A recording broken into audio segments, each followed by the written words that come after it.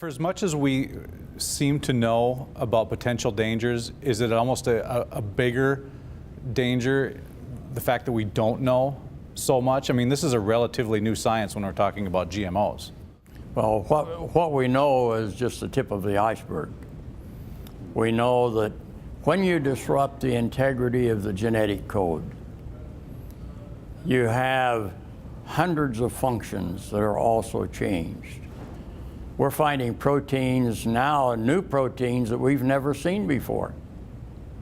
But you only see them in the genetically engineered crops or products, whether it's a bacterial product or whether it's a crop. That engineering changes the integrity of the system. Genetic engineering, as we're practicing it today, is based on fossil science. It's part of the flat Earth society, if you want to look at it that way, because it's based on one gene, one function. We know that isn't the case because there aren't that many genes. So that you have one gene, as it interacts with other genetic material in relationship to it, that spatial relationship, as that is related then to the environment, that gives us the final product. So one gene can control or regulate hundreds of different products and different functions. It depends on the environment.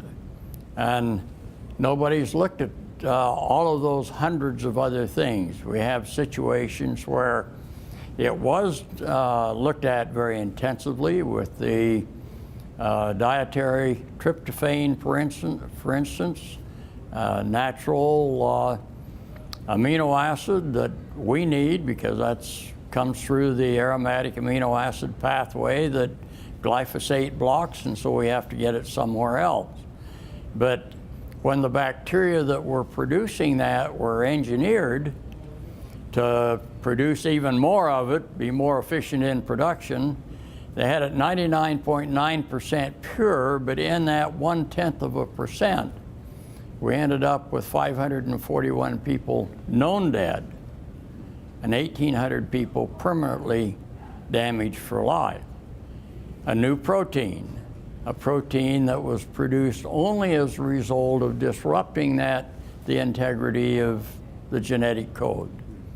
So it's a new system, it's a new process, and new science.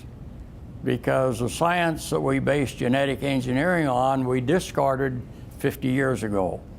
We're still learning in the primitive stages of what this new genetic engineering is.